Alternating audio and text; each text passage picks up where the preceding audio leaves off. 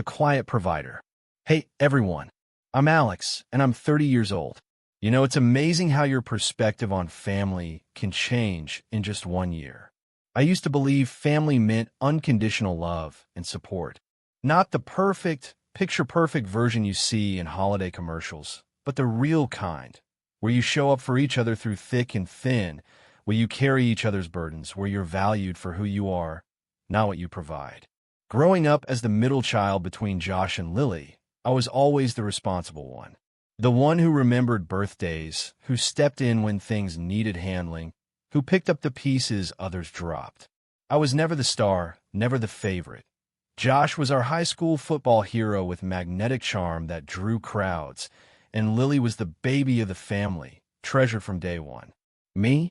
I was the kid who brought home good but not great grades, who heard you could do better if you applied yourself at every parent-teacher conference. I was background music in our family's symphony, present but rarely noticed. I didn't let it bother me much. I focused on building my future, earned a scholarship, moved away to college, and later launched my own tech startup. The first 3 years were brutal. Endless ramen dinners, sleeping on an office futon, pitching to investors who couldn't be bothered to return my calls. During those struggle years, my family was notably silent. The occasional text message asking how I was doing, but nothing more. Then something unexpected happened. My company took off. Suddenly, I wasn't just financially stable, I was successful. And like magic, I became family again.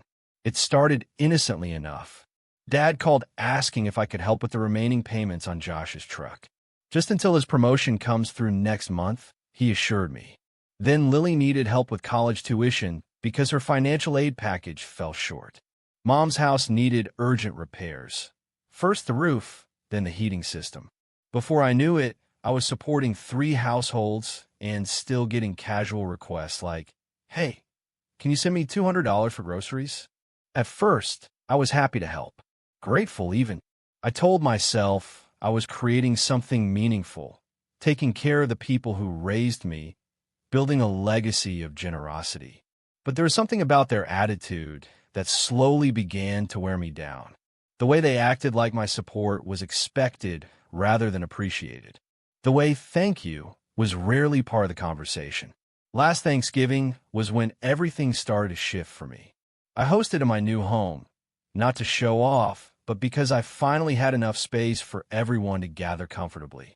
I hired caterers, cleaned for days, even set up a beautiful fire pit in the backyard for after-dinner conversations. No one offered to help with anything, not even carrying their own plates to the kitchen. During dinner, Josh stood up to make a toast. He raised his glass and talked about how fortunate we were to have each other, how family always comes through in times of need.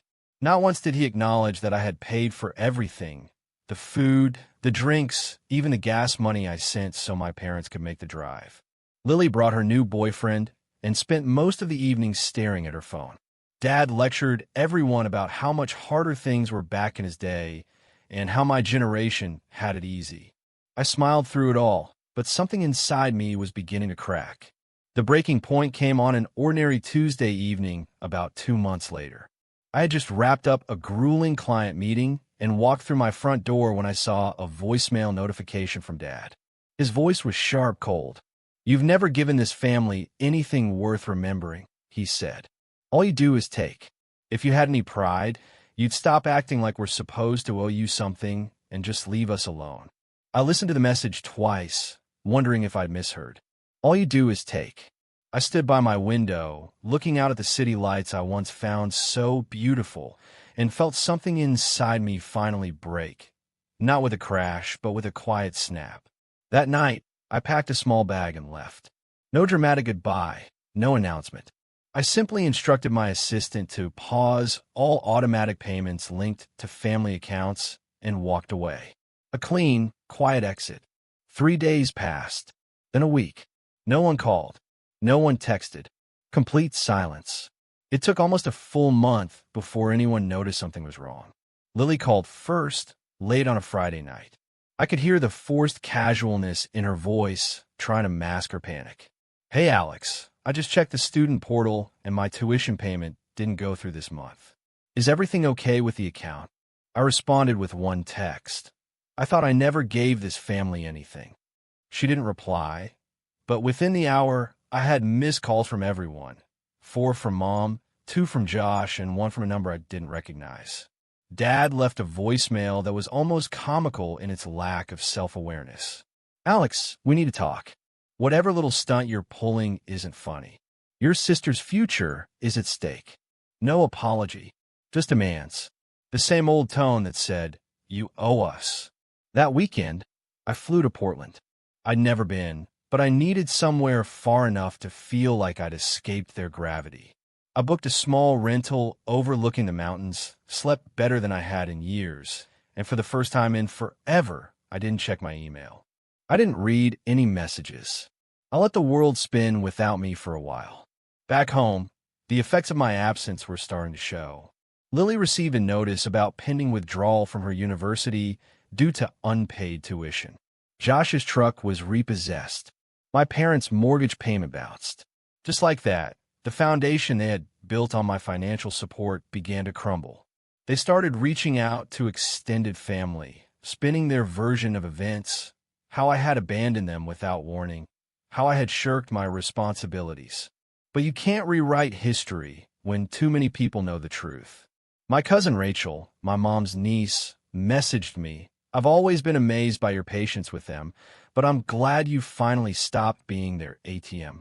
That message hit me harder than expected because the truth is, I didn't want revenge. I just wanted peace. But once you remove what others use to control you, once they realize they need you more than you ever needed them, that's when everything unravels. I spent my first week in Portland doing absolutely nothing of importance. Each morning, I walked to a nearby cafe, write in my journal, then wander downtown, savoring the unfamiliar feeling of silence. No buzzing phone, no obligations, no one asking, "Could you do me just one more favor?" It felt strange at first, that quiet. Like I had to unlearn the habit of constantly preparing for someone else's disappointment. By the second week, I had rented a car and driven out to the Columbia River Gorge. I hiked alone, something I'd always wanted to do, but never managed because every planned trip was interrupted by some family emergency. A broken air conditioner, a maxed-out credit card. Once, Lily called from Cabo, saying she'd lost her wallet and needed emergency cash wired immediately. That memory surfaced as I stood on a cliff trail, wind cutting through my jacket, the entire valley spread out below me. I laughed out loud, really laughed, and listened to it echo off the rocks around me. 3 full weeks passed before Mom broke the silence with something other than passive-aggressive voicemails. She sent an email with the subject line, "You need to come home now." No greeting, just a wall of text that began with, "I don't know what's gotten into you," spiraled into, "Your father is furious," continued with, "We've done so much for you," and concluded with, "Family doesn't abandon family." I stared at those words for a long time. Family doesn't abandon family. Except they had abandoned me. Every time they made me feel like nothing more than a walking checkbook. Every birthday they forgot. Every time they took money without saying thank you. Every holiday where I sat in the background while Josh gave his speeches and Lily was showered with attention. They didn't call it abandonment. They called it normal. I didn't reply. Instead, I forwarded the email to my attorney, Marcus, who had helped me establish a trust fund years earlier. I asked him to begin the process of redirecting the educational payments I had planned for Lily to a scholarship program for first-generation college students, students who genuinely needed help and wouldn't mock me behind my back while draining my accounts. I also asked him to check who was listed on the deed for the lake house, the property my parents used every summer, paid for entirely by me under the false promise that it would be a family investment. As it turned out, my name was still on all the paperwork. That Sunday morning, I booked a flight home. Not to reconcile, not to be guilt, but to gather evidence. I didn't tell anyone I was coming. I landed around noon, picked up a rental car, and drove straight to my childhood home. The same house I had helped renovate when Dad threatened to sell it unless someone covered the cost of repairing the water damage. It looked exactly the same, Familiar, but somehow false, like a movie set designed to look like home, but missing the warmth that makes a house a home. Josh's old pickup was parked outside. I figured he had moved back in after his truck was repossessed. I didn't knock. I used the spare key Mom had forgotten to ask for when I moved out. As I stepped into the living room, I heard their voices. "He's just being dramatic," Josh was saying. "He'll come crawling back once he gets over himself." Lily's voice followed, quieter. "I just don't understand why he's doing this. I mean, it's not that much money to him, is it?" Dad grumbled something I couldn't make out. Then, loud and clear, "Alex has always been the weakest link. Hiding behind that computer, acting like money makes him special." I stood in the hallway, unseen, as they continued tearing me apart. Me, the reason their lights were still on, the reason they had a roof over their heads. I didn't cry. I didn't storm in. I didn't even feel angry anymore. Just a sense of confirmation. They had never really seen me. I quietly backed out and drove to the lake house. I walked through the front door, took one long look at the open-plan kitchen, at the wall of family photos that didn't include a single picture of me, and started taking pictures for the real estate listing. By nightfall, Marcus had everything he needed to initiate the sale. That was Saturday. On Monday, I sent one final message to the family group chat. "You said I never gave this family anything. So I'm finally giving you what you've always acted like you wanted. Distance. No more tuition payments. No more car payments. No more house repairs. Sell your own memories. I'm out." I left the group chat and blocked them all. I thought that would be the end of it, but what I didn't realize was just how deeply dependent they had become and how quickly everything would fall apart once I cut every financial thread. Within a week, Lily was facing expulsion. Josh lost his job after missing too many shifts trying to figure things out. My parents received a call from their bank about a mortgage they could no longer afford. And me? I was already at the airport, boarding a first-class flight to Kyoto. No guilt, no strings attached. But the real twist came when they tried to crawl back. I was somewhere over the Pacific when my phone finally connected to the chaos I'd left behind. Dozens of missed calls. Voicemails from numbers I didn't recognize. Probably Lily's friends or someone trying to convince me to come back. Texts from Dad that started as threats, but quickly unraveled into desperate half-sentences like, "We didn't mean it that way," and "You're still our son." That one made me laugh. I didn't listen to a single voicemail. Didn't open any of the attachments. I just watched the notifications pile up like a silent slideshow of panic. It's interesting how people who claim you've never given anything suddenly remember exactly how much you gave once it's gone. Kyoto was everything I needed, clean, quiet, anonymous. I wandered through ancient temples and brightly lit arcades, allowing my mind to breathe in a way I hadn't experienced before. No guilt weighing down my shoulders. No surprise emergencies. For the first time in my life, I was just me, not someone's backup plan, not the family fixer. 2 weeks into my trip, I finally unblocked one person, Rachel, my cousin. She'd sent a single message during the entire fallout. No pleading, no drama, just, "When you're ready to talk, I'm here." Not to convince you, just to listen. We met after I returned. She brought her laptop to a cafe near her apartment. "I want to show you something," she said, sliding it across the table. It was a Reddit thread. Lily had posted under a fake account, asking for financial help to stay in school after an unexpected family emergency. She painted me as unstable, claimed I'd abandoned the family for no reason, suggested I was having some kind of breakdown. People were donating money. Strangers. Rachel looked at me, her lips tight. "She's raised almost $6,000 so far. I thought you should know." I stared at the screen, feeling a twist in my gut that wasn't anger so much as sadness. There was again the same story, reshaped to fit a victim narrative, but this time she was doing it publicly. Monetizing it. Weaponizing stranger sympathy. That night, I didn't rage post or call her out directly. I did something quieter. I took screenshots of every payment I'd made toward her education, bank transfers, tuition receipts, even a textbook fund I'd established during her freshman year. I uploaded them to a private image album. No names, no dramatic captions. Just dates, dollar amounts, and payment confirmations. Then I posted one anonymous comment on the thread. Before you donate, maybe ask where the other $90,000 went. Some people forget who helped them when the help stops. It didn't go viral. It didn't need to. Within 24 hours, her post was removed by moderators for suspicious activity, and the comments turned skeptical. That was the first real consequence any of them faced. The second came a week later when I received a certified letter at my office. It was from Dad, not handwritten, typed like some formal notice. It opened with, "We are formally requesting a meeting to discuss the breakdown of our family dynamic." I nearly laughed out loud, like they were trying to hold a board meeting to fix what they had broken. But buried in the legal language was the real reason they reached out. They wanted a portion of the proceeds from the lake house sale. Apparently, they believed they had emotional equity in the property. I passed the letter to Marcus without comment. He read it, smirked, and said, "Want me to remind them that emotional equity doesn't hold up in court?" I nodded, and we went one better.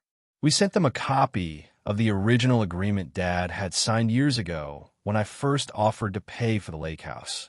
It clearly stated, in his own words, "I acknowledge that this home is purchased by and remains the property of Alexander, last name. I relinquish all future claims." He'd either forgotten or hoped I had. That letter shut them up for a while, but the silence didn't last. Not once word got out that I was selling the main house too. While I was in Kyoto, Marcus and I had been working on another project. Years ago, I'd loaned my parents a significant sum under a verbal agreement when they couldn't keep up with their mortgage. They'd never pay me back. Marcus tracked every deposit, compiled every wire transfer, and we filed a lien on the house. They now owed me well over $80,000, which meant I could legally force a sale. Rachel called me that night. "Alex, they're panicking. Your mom called mine in tears. Your dad's threatening to go on social media." I sighed. Let him. I've got receipts. Let's see who wins that PR battle. What I didn't tell her was that I wasn't doing this for revenge anymore. I was doing it for closure. Because what none of them realized was that I had given them everything, my time, my savings, my loyalty, and they had mistaken it all for weakness. They thought I was a faucet they could turn on whenever they were thirsty, and now they were learning what thirst really feels like. But the most meaningful moment was yet to come. The day the house went up for auction, I walked through the front door one last time. I parked across the street the morning of the auction. The air had that crisp autumn chill that always hung over our neighborhood in early fall. I sat in the car for a minute, just watching. It felt surreal seeing the home I grew up in. This place that had absorbed so much history, both joy and pain, now with a white sign staked in the front yard. Notice of foreclosure auction today. No trespassing. I got out, hands in my pockets, walking slowly toward the house. The door was already open. Marcus was inside speaking with the auction representative, a middle-aged woman with a clipboard and no-nonsense demeanor. He nodded when he saw me. "You don't have to be here for this," he said gently. "I want to be." And I did. Not for vengeance, not for the spectacle, but because this moment deserved a witness. Someone to see it, feel it, and make sure it didn't just slip away like everything else I'd swallowed over the years. I walked through the living room slowly, as if absorbing it all one final time. The dent in the hardwood from when Josh threw a baseball inside. The faded stain on the carpet where Lily spilled nail polish and blamed it on me. The wall where my parents used to pin up report cards and drawings until they quietly stopped adding mine. It was strange how little of myself I saw here, like I'd been a ghost in my own family story. I stepped into the kitchen next. That one hit harder. I remembered late nights, helping Mom prep for holiday dinners, scrubbing dishes while she pretended not to hear Dad complaining in the other room, laughing with Rachel over burnt cookies and undercooked turkeys. And now it was just a kitchen, a box of walls and forgotten effort. There was a photo still on the counter, one of the entire family taken 2 Christmases ago at my expense. I remembered paying the photographer's deposit, the matching outfits they insisted on, and how they cropped me out when they posted it online. I picked up the photo, looked at it for a long moment, then turned it face down. By noon, cars had started to arrive. A couple of serious bidders, some curious neighbors, and then, finally, my family. They pulled up in Dad's old Chevy, all packed in like some twisted family road trip. Lily got out first, her face blotchy, red-rimmed eyes behind oversized sunglasses. Josh followed, scowling. Clearly they're just to play enforcer. Then my parents. Mom looked worn down, 10 years older than the last time I'd seen her. Dad still walked like he owned the ground beneath his feet. He spotted me instantly. "Alex," he called out, voice low and bristling. "We need to talk. Now." I didn't move. He strode up, Josh a step behind him like a shadow. "You're really doing this?" Dad said. "You're going to humiliate your own family over what? Some perceived slight." I looked him in the eye for the first time in years. "It's not a slight," I said calmly. "It's a pattern, and it ends today." "You ungrateful little," he started, but I raised my hand. "Don't. Just don't." Lily joined them, her voice cracking. "I'm going to lose my scholarship because of this. I had to drop 2 classes already. Why are you doing this to us?" I turned to her. "I paid for your first 3 years. Every tuition bill. Every textbook. You never said thank you. Not once. Instead, you let them convince you I was the problem." "I didn't," she started. "You posted online that I was unstable," I said, pulling out my phone. "You lie to strangers for money.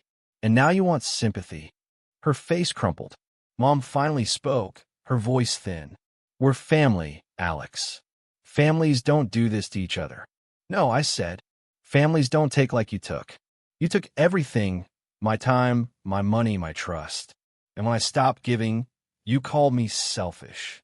The auctioneer's voice rang out then, sharp and professional. "We'll begin the auction in 5 minutes." Dad looked around, suddenly less sure of himself. "You can't do this. This is our home." "No," I said quietly. "It hasn't been home for a long time." As the auctioneer began calling for opening bids, I walked away.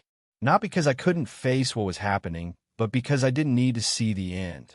I already knew how this story finished. Outside, Rachel was waiting by my car. "You okay?" she asked. I nodded, surprised to find that I genuinely was. "Yeah, for the first time in a long time."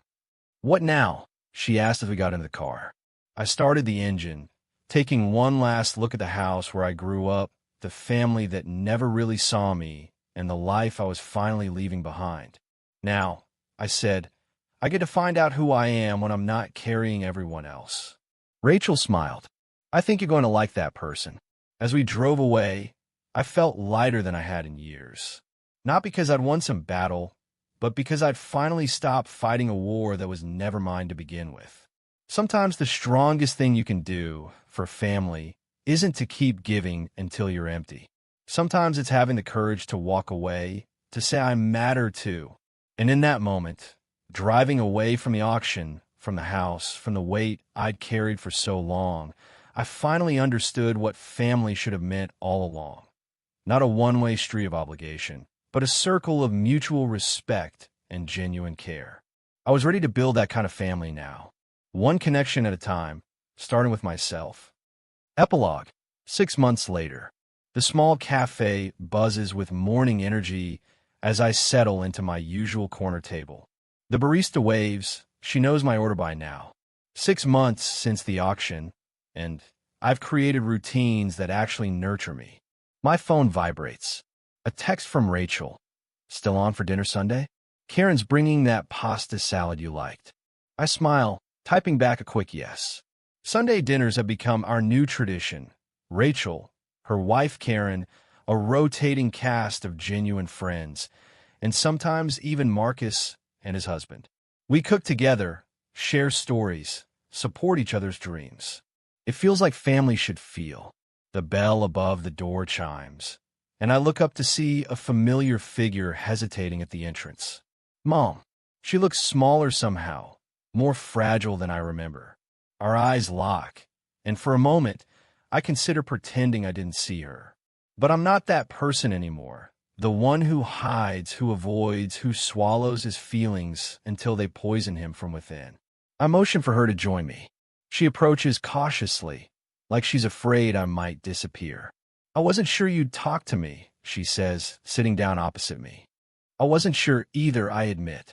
We sit in silence for a moment. She looks around the cafe, taking in this small piece of a life I've built without them. Your father still won't discuss any of it, she says finally. Josh moved to Cincinnati. And Lily, she trails off. I know about the student loans, I say. After the auction, Lily had to take out massive loans to stay in school. How is she? Mom sighs. Struggling, but learning, I think. We all are. Another silence falls between us, heavy with unspoken words. I didn't come to ask for money, she says suddenly. I got a job. Assistant manager at the bookstore downtown. Something shifts in my chest, not forgiveness exactly, but recognition. She's trying. That's good, I say. I'm glad. She fiddles with a sugar packet. I've been thinking a lot about what you said that day at the auction. About patterns. She looks up at me, really looks at me, maybe for the first time. I'm sorry, Alex. I'm sorry we took you for granted. I'm sorry we made you feel invisible. The words are simple, but they're the ones I've waited a lifetime to hear. Thank you, I say quietly. I don't expect forgiveness, she continues. I just wanted you to know that I see it now. What we did. Who you are. I nod, feeling something inside me settle. Not healing, that will take more time, but maybe the beginning of it. Would you? She hesitates. Would you be willing to have coffee again sometime? Just to talk. I consider this, weighing the past against the possibility of something new, something healthier. Not right away, I say honestly, but maybe, eventually. She accepts this with a small nod, understanding the gift it is. Not a promise, but a door left slightly open. As she leaves, I watch her go, feeling neither triumph nor regret. Just clarity. My phone vibrates again. A text from my new business partner about our meeting later today. Life moves forward, not because I've forgotten the past, but because I've finally stopped letting it define my future. I take a sip of my coffee and open my laptop. There's work to do, a life to build, and for once it feels like entirely my own.